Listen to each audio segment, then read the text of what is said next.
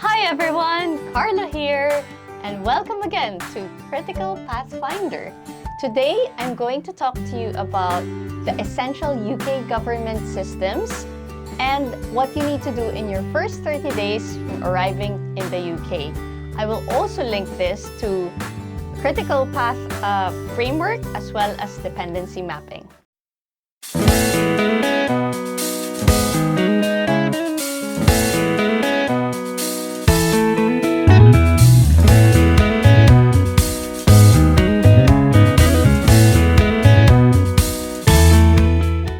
Today, we're exploring what I consider the foundation of UK life, the government and legal system.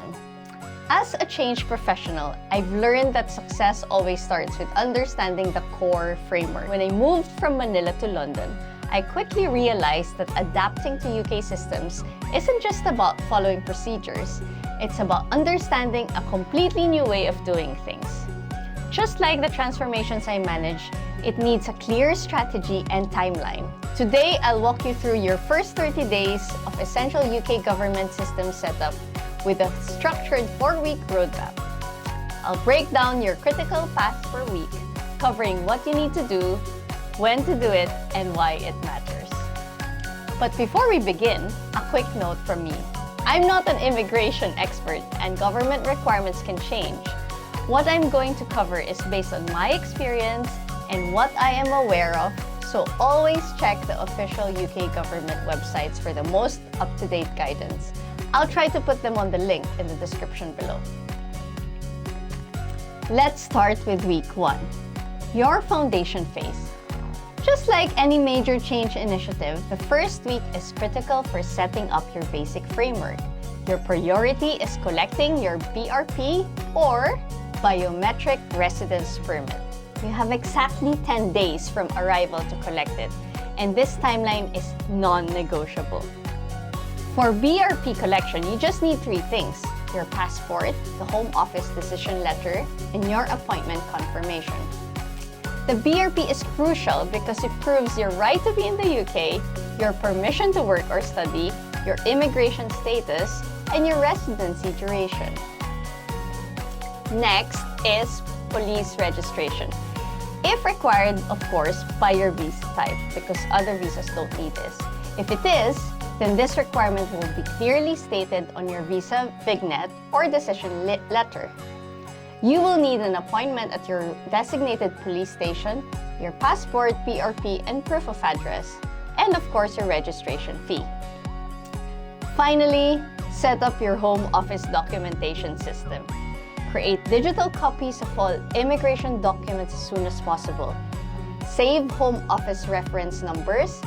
Set up a clear filing system for future correspondence.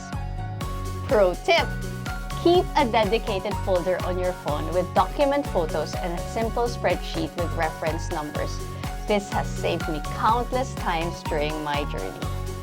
So by the week's end, you should have your BRP collected, your police registration completed if required, and the documentation system established. Now let's move into week 2. We're shifting from basic setup to core registrations. In change management, this is where we move from survival mode to building sustainable foundations.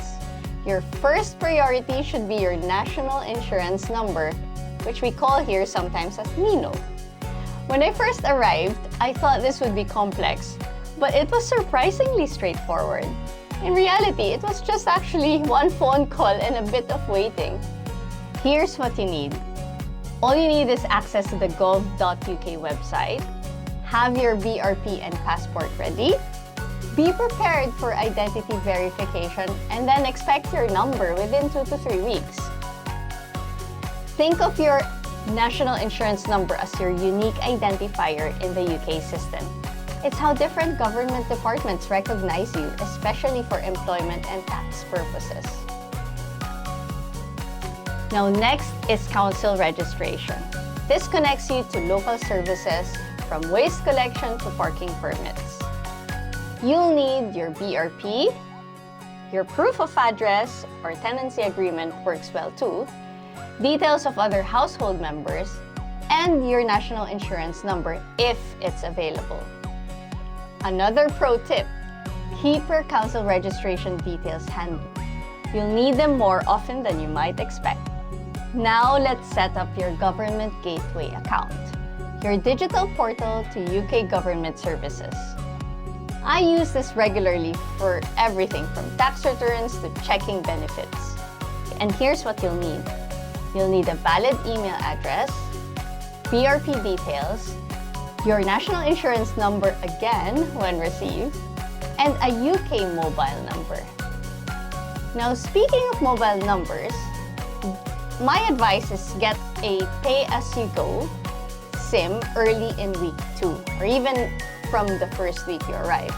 It's the quickest way to get a UK number requiring just your passport and about maybe £20. If you don't know what a pay-as-you-go SIM is, it's basically a prepaid SIM card. Based on our experience, we would highly recommend you not taking any postpaid plans yet because you will have had established your credit rating before you get your contract or your postpaid plan. Once you have it, update your number across all services. So your home office records, NHS registration if you've already done that, bank details, council registration, employment documents.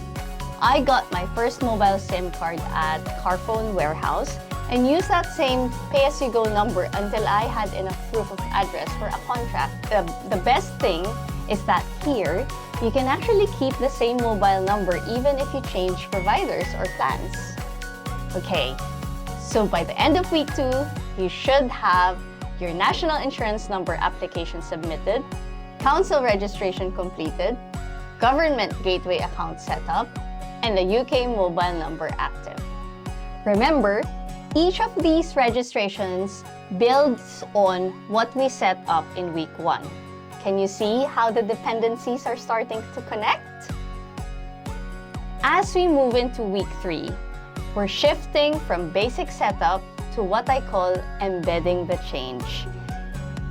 If you caught my recent talk at Regents University about business performance, you'll know I always emphasize that successful transformations isn't just about processes.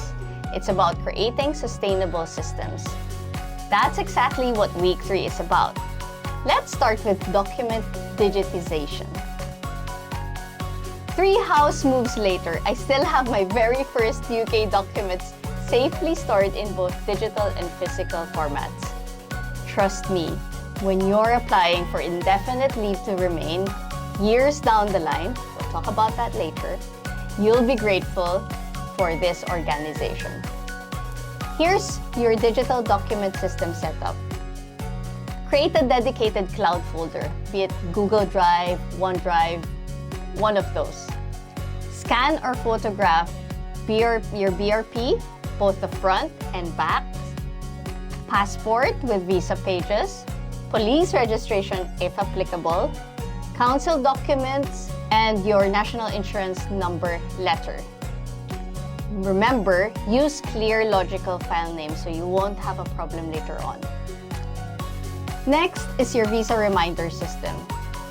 In my change management work, we use milestones tracking to prevent issues. I applied this to my visa journey, setting up reminders 6 months before every deadline. This simple system helped me transition smoothly from student to work visa and eventually to settlement. Track these key dates. First, visa expiry dates. Second, earliest extension application dates. Next is next visa category eligibility and document renewal deadlines. Now, finally in this week, we have the electoral registration, if your visa status allows. In the UK, there are local and national elections. The type that is more open is the local one, and from what I know, Commonwealth or citizens from the EU can vote locally depending on your circumstance. While I couldn't register as a student, I've learned later on how this registration can impact everything from credit scores to residence proofs.